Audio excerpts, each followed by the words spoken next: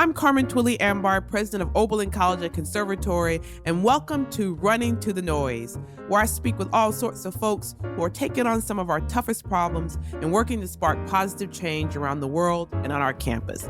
Because here at Oberlin, we don't shy away from the challenging situations that threaten to divide us. We run towards them.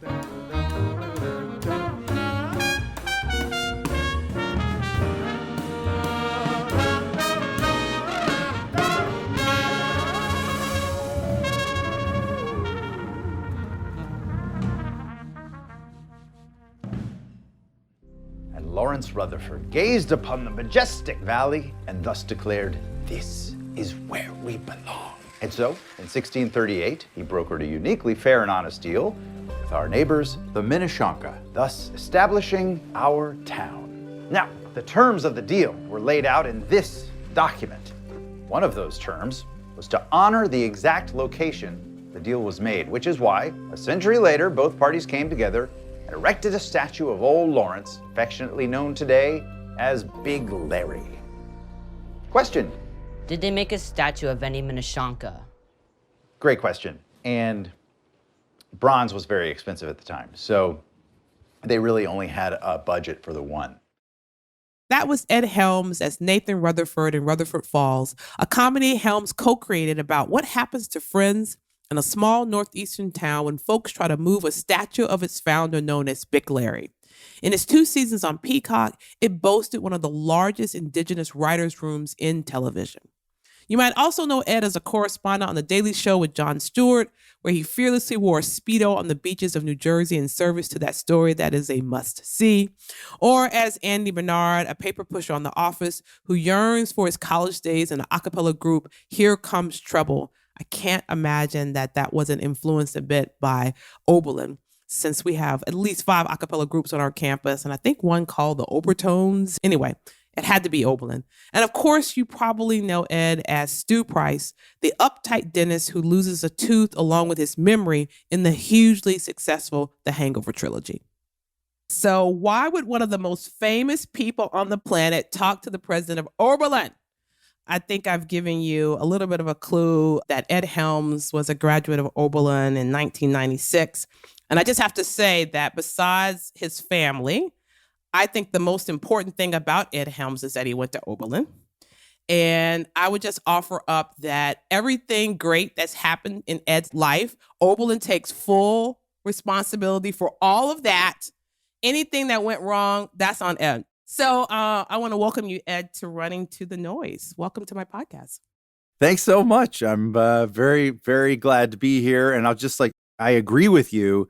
Oberlin gets full credit for everything that's gone right in my life. But it should also be noted that I graduated before you arrived. So I'm not sure you get to take the credit there. This is so Ed to say this. I will not get too big for my britches while Ed is in the room. I accept that I've played no role. But I'm happy that Oberlin was a part of your early years. So, this is my take on things, Ed, but I would love to hear yours. This Running to the Noise, the reason why this is the name of the podcast is because I've started to feel as things have just gotten seemingly more challenging for the world, that we all have an obligation to try to make positive change, that there's just no more room for free riders anymore. Like, we all have to try to deal with these intractable problems. I don't know. What's your sense of that? What's your sense of what role you think we have to play or should play? I agree with you with the caveat that we also need to have grace for the different ways and levels that people are capable of contributing to making the world a better place. I just know that a lot of people in the world are barely able to take care of themselves and their families, let alone sort of take on the larger cultural or even existential problems that the world is facing right now. Yeah, so with the just clarification that, like, if you've got the bandwidth, jump in and help out. And it can just be in the smallest ways, too. Oh, I think that's so right. I mean, one of the things, sometimes we look at people like you and you have this incredible platform, you're doing these wonderful things, and we just need to take our slice of the sidewalk, right? It doesn't have to be a large slice.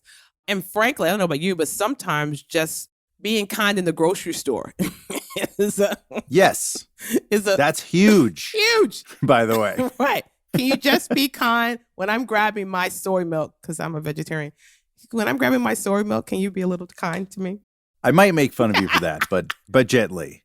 Well, one of the things that the audience should know about Oberlin, if you don't know it, is that Oberlin has a College of Arts and Sciences and a world-class conservatory. And so I oftentimes describe Oberlin as where innovation and creativity come to breed. There's something about this place that brings all of these very diverse folks, in their backgrounds and in their interests, but certainly in math and engineering and biology and English and all those things, but also in the arts, in music, in theater. And so, a lot of times you'll have students here at Oberlin that have that kind of cross-pollination.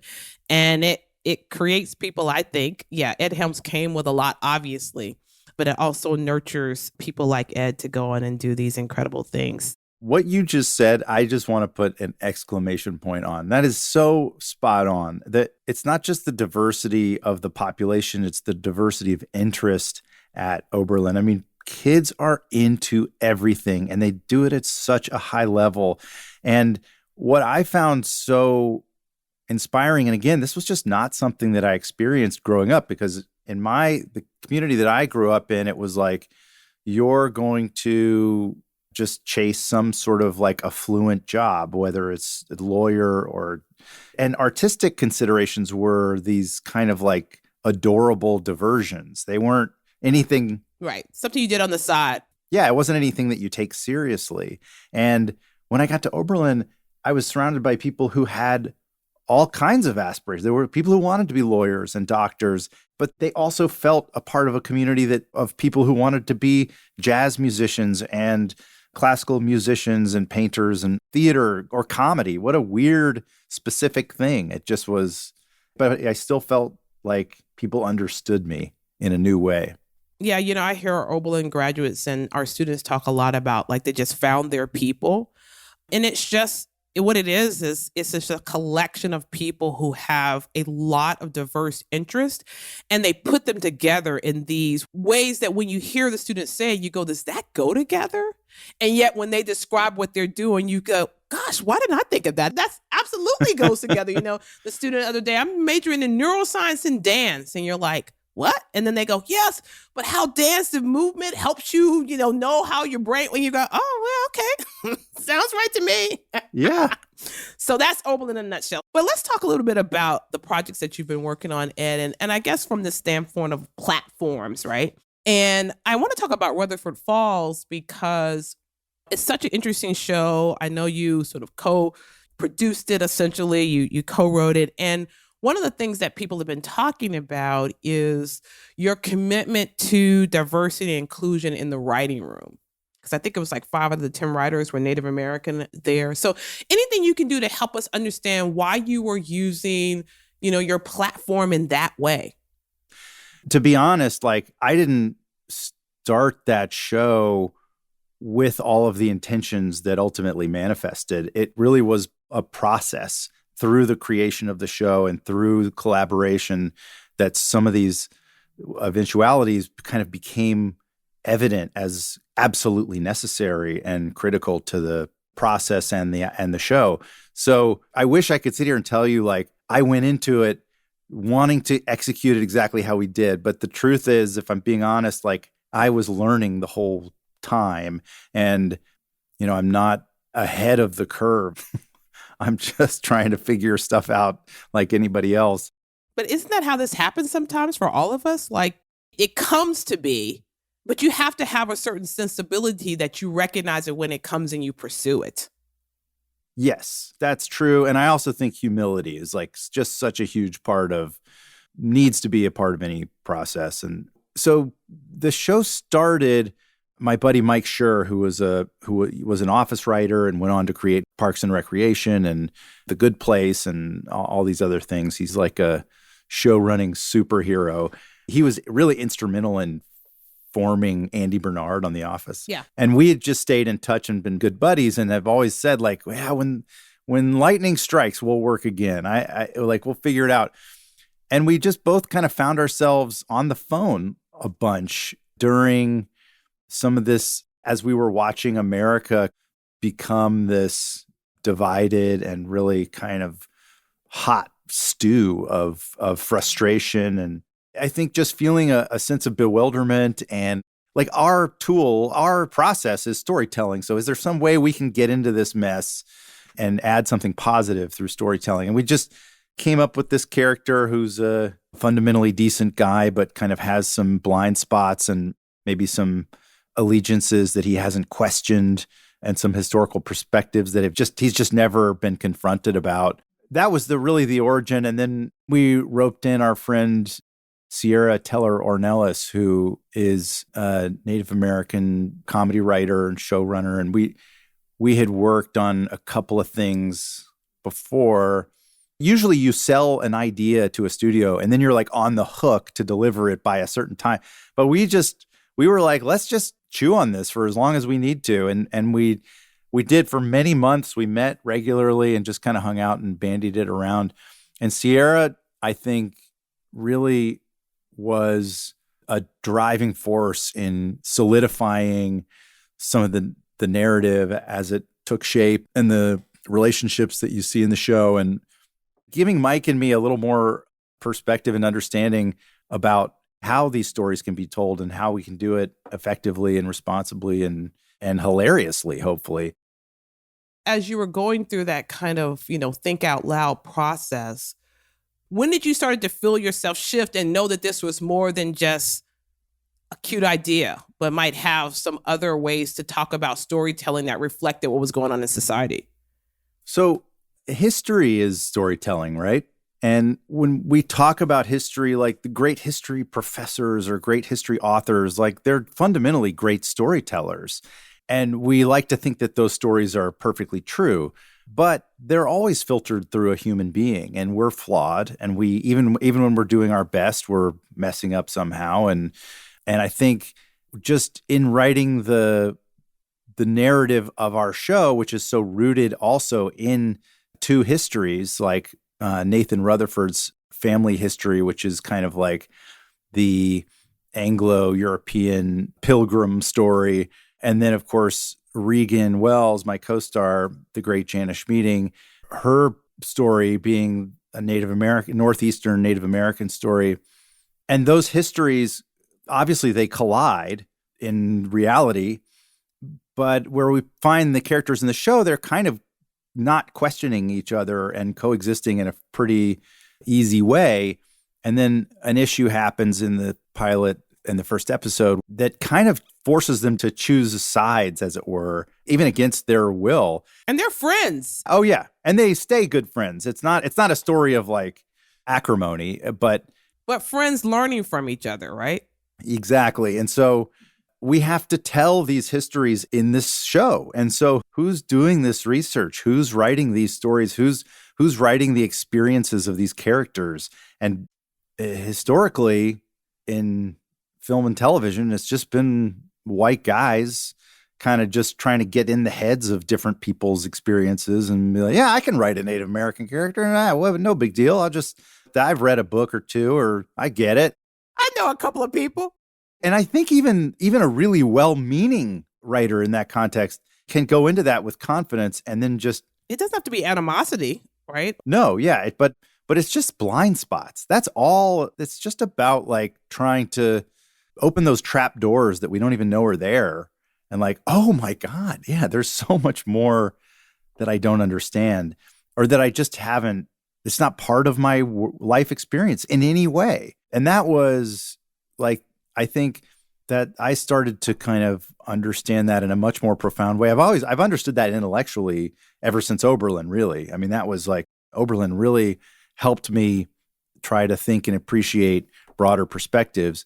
And so I felt like I had a solid understanding of that. In this process on Rutherford Falls, in getting deeper and really in a really casual and fun and oftentimes very funny setting, which was our writer's room, hearing and just being with the experiences of a lot of these writers from very different backgrounds, and a lot of Native American writers and Native American writers from very different backgrounds within the Native American community.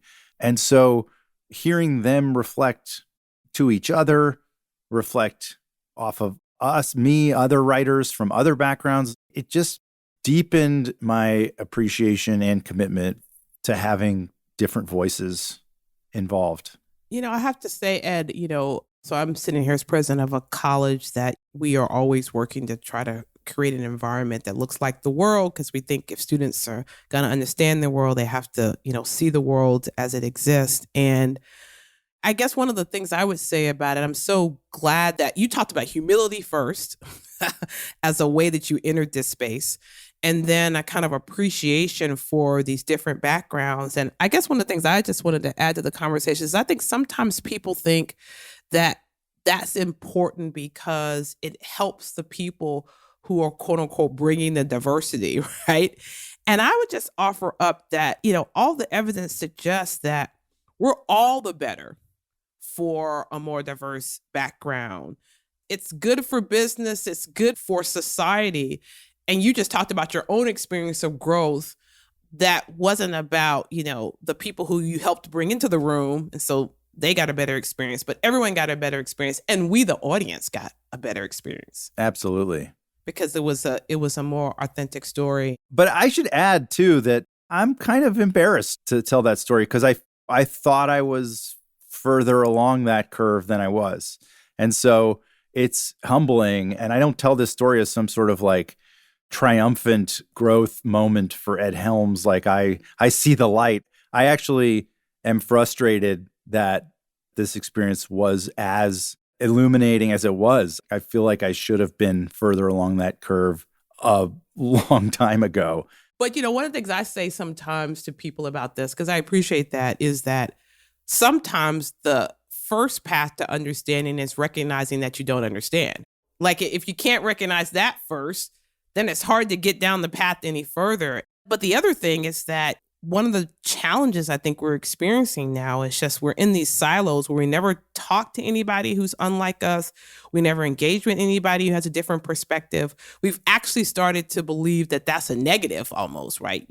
And so, how are we going to get through this if we're not willing to do that a little bit? So I don't know, but I definitely want to talk about, before our time gets finished, about your work on Represent Us.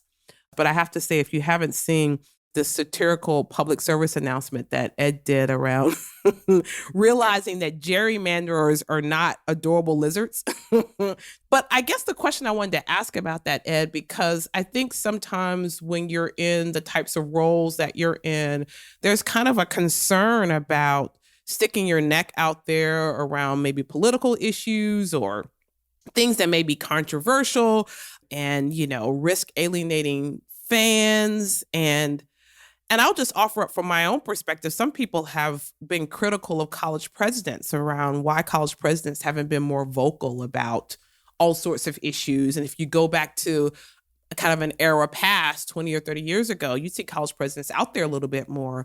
But I think the kind of viciousness of what happens when you stand up and what may happen to your institution, or in your instance, what may happen to your brand. So what makes you say, yeah, I'm going to stick my neck out there a little bit and might alienate a few fans, but I think this is important enough? Like, what is driving you?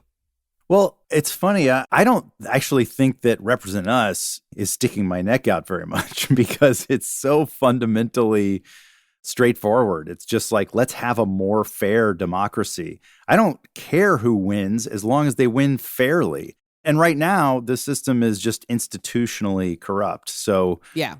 Well, maybe that says something about our system that's controversial. Yeah, right. Oh, for sure. Winning fairly is a little controversial. I don't know if you've been watching the news, Ed, but...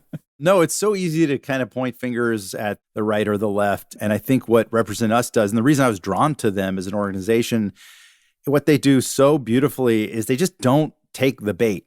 They don't argue the politics. It's just, well, what's fair? What's more fair? Well, dark money is unfair. Right. That is fundamentally corrupt, and it's totally legal.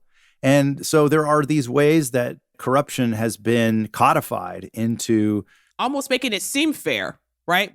yeah, right. So people don't question it. Or, when our side wins, when, I say our, meaning anybody, when your side wins because of a flaw in the system, for example, the Electoral College, then you're not going to want to change that flaw because your side won. Well, I disagree. I think whether or not your side won, you should be committed to a system that is fundamentally as fair as possible. It's so complicated now because even this argument that I'm making will, for some people, sounds like coded language for progressive causes. And I just think that's so sad because it just isn't. And fairness is not a progressive value. It's truly a universal. It should be a universal value.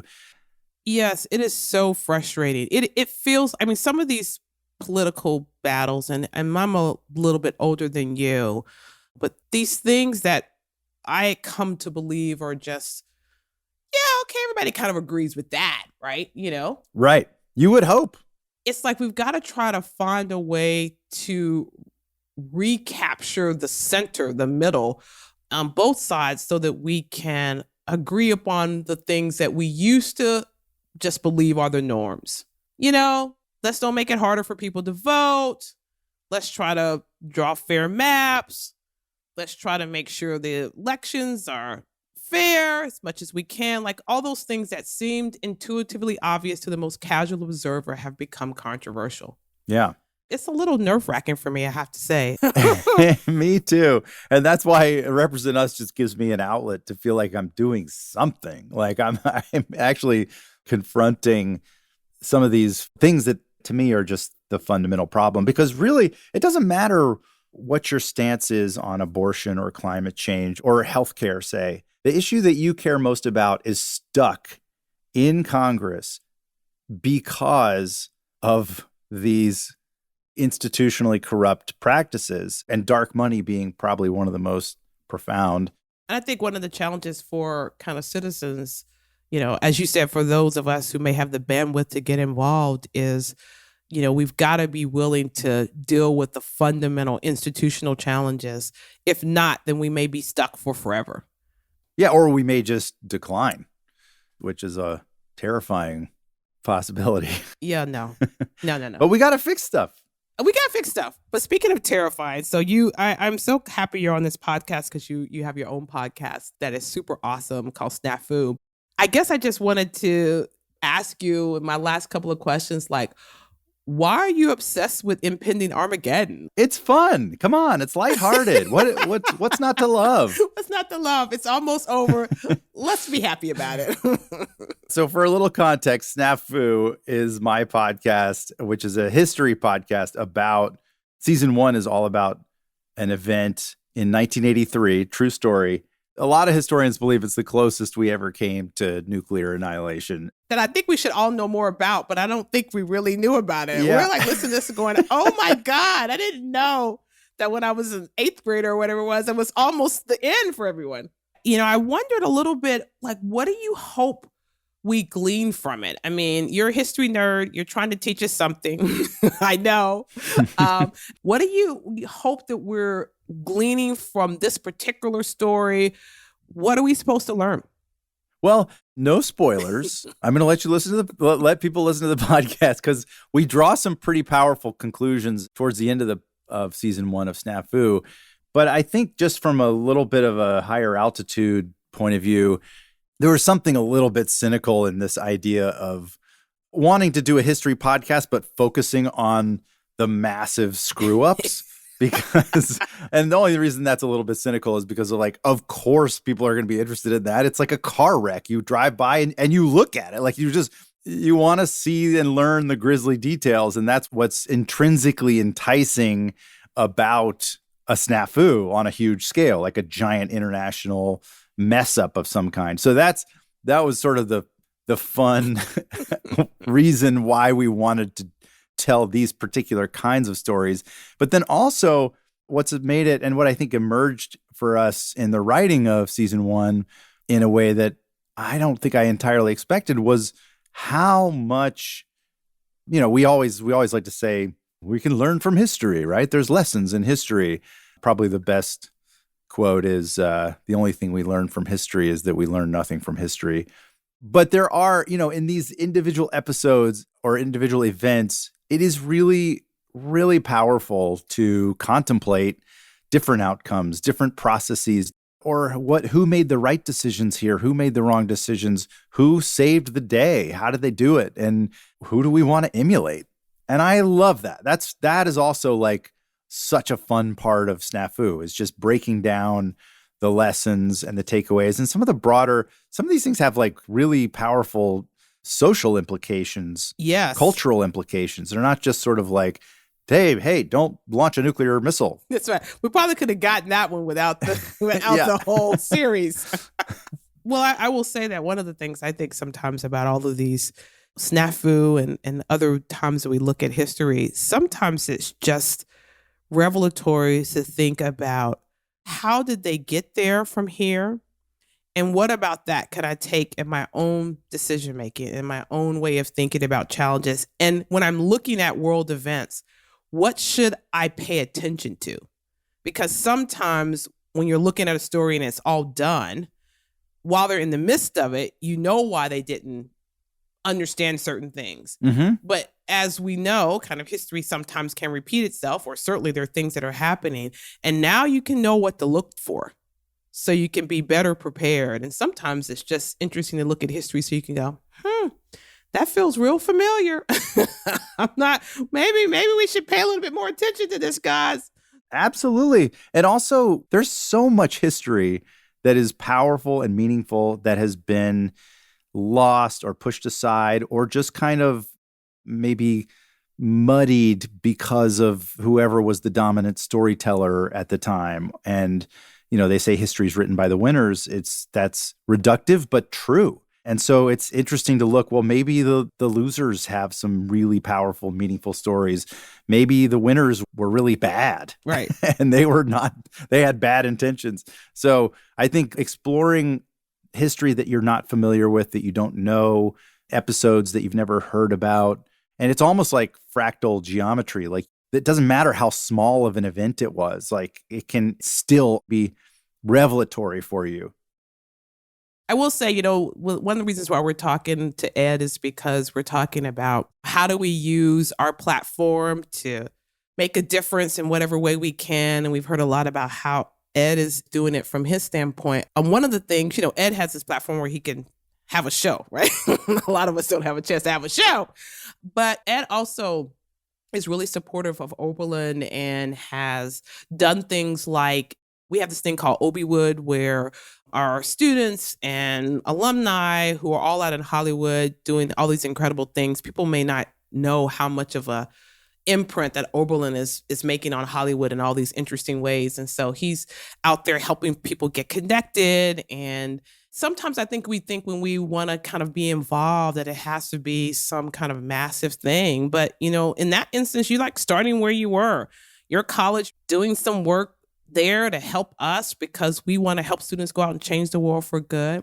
So anything you would say, Ed, to the student, the person on the street who's like, yeah, I kind of want to get involved. I kind of want to do something, but I'm feeling like, where do I begin with these issues that seem so kind of overwhelming? I mean, I know our students talk to me about that sometimes. Like, the issues sometimes seem intractable, overwhelming. How can I do anything? Yeah. Well, first of all, check in with yourself. Check in and check your bandwidth. Make sure you're not kind of trying to take on too much. And really, I think one of the ways that we can all help the world is to help ourselves be more grounded and, less anxious and freaked out people. Like, that's one of the things we can actually do that helps the world, is to make help ourselves be healthy. Yeah, I say it to my kids all the time. Like, what's the best way to help the world? Well, first, help yourself a little bit. Yeah. So you have the ability to help. Exactly.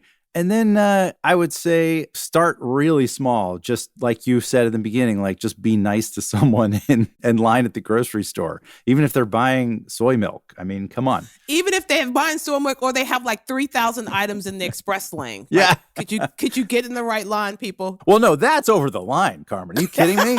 You shouldn't help them. You can't do that. You should be rude to them. Like, get yourself out of this line. There is a strict cutoff, 14 items or less. That's it. No, but I think kindness it's sometimes hard, depending on our state of mind, to be that way, but it's always worth the effort. Yeah. And then, if you really do want to get involved in issues that feel massive, that's what Represent Us did for me, is it allowed me to insert myself into an organization that I thought was taking on the right problems. And so look around, look for the people who are doing the things that matter to you on whatever issue it is or set of issues, and look at where they're channeling their energy. It's great if you have a mentor. Mentors can help you out and really give you a lot of guidance. But like for me, I didn't really have a mentor in my early adulthood, but what I did have was a lot of North Stars, whether it was an actor or a comedian or a business person or just a friend or somebody who I admired for some reason. I just would analyze their path and be like, are there cues, are there turns that they took on their path that might help me too, or that I can emulate? And certainly in my show business career, that's been instrumental, like kind of studying a few of my heroes.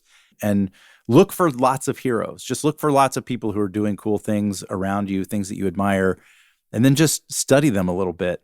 You don't have to know them. If you do, great. Then you can ask them directly. Yeah.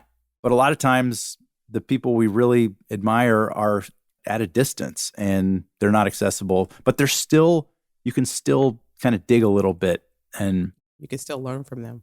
Yeah, absolutely.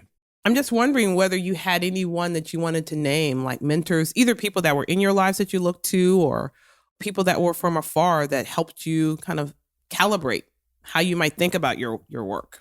Yeah, absolutely. I think as a young person in growing up in Georgia, but being obsessed with comedy and Saturday Night Live in particular, a lot of those actors were kind of my early North Stars. So Eddie Murphy was probably had the most profound impact on me, because I started watching him when I was probably not like 9 years old. He was on Saturday Night Live, and I just found him intoxicating. Like the freedom that he had when he was performing, the just unbelievable confidence. And then, of course, I was watching his stand-up specials when I was way too young. Yeah. But just loving every minute. Weren't we all watching his specials when we were way too young? Yeah, of course. And I didn't understand half of it, but I just knew that it was supposed to be funny. And it was just something about his energy that I love. So I watched him from a performance standpoint. Then as I got older, I started looking at different Saturday Night Live cast members and analyzing how they got there and what their paths were. So like it was Kevin Nealon and Phil Hartman and guys like that. And then when I got into college, it was the David Spades and Chris Rock and Chris Farley. And especially as a young comedian, there were certain comedians I really looked up to. And so I would just be in their orbit and like at the right time, ask a question here or there. Then they're my mentor and they don't even know it. Absolutely. And they haven't made some decision to like help Ed Helms rise through the ranks. But like, I've just sort of decided this is someone I'm going to kind of learn from. And there were a few people early on that gave me just enough time a day to get you to the next one. Yeah, or just, to keep cranking. And comedy ain't easy. Yeah. I call those people sometimes faith extenders, right?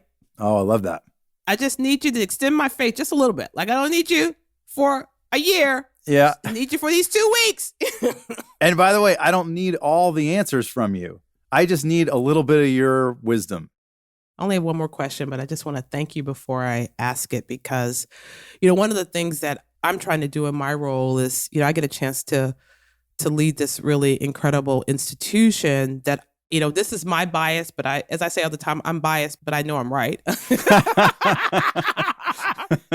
I believe that the world needs more Oberlin graduates and that this institution produces people like Ed Helms who, yes, are great artists, yes, are doing so well in their kind of what you call their professional careers, but underneath that is a commitment to doing good in whatever way they can. So I just thank you, Ed, for being one of the examples that our students can look to know that what they want to achieve is possible. So my last question is the easiest question of all the questions, Ed, which is, are you optimistic about humankind? Like, are we going to make it? Yeah. These intractable, challenging problems. What you think? We're going to be okay? Nope, we're not. It's not good. It's over. It's not good. I was going to say, this is going to be a terrible end to this podcast if Ed goes, sorry, Carmen, we're done. Yeah, me and this laptop are about to jump out this 10-story window.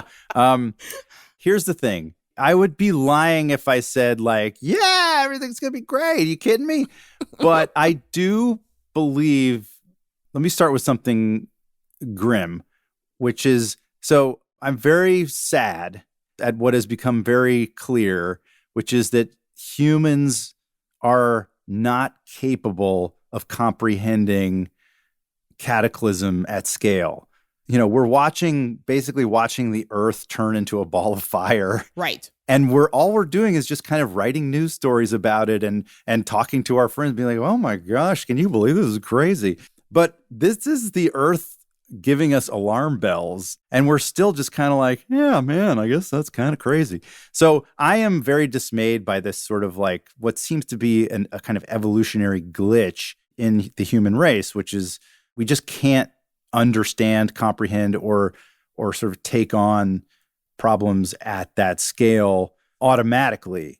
But I am also very encouraged that seems to be shifting. And as much frustration and division as there is in America right now, I think what's even more powerful is a desire for it to be better and a desire for it to heal and get better.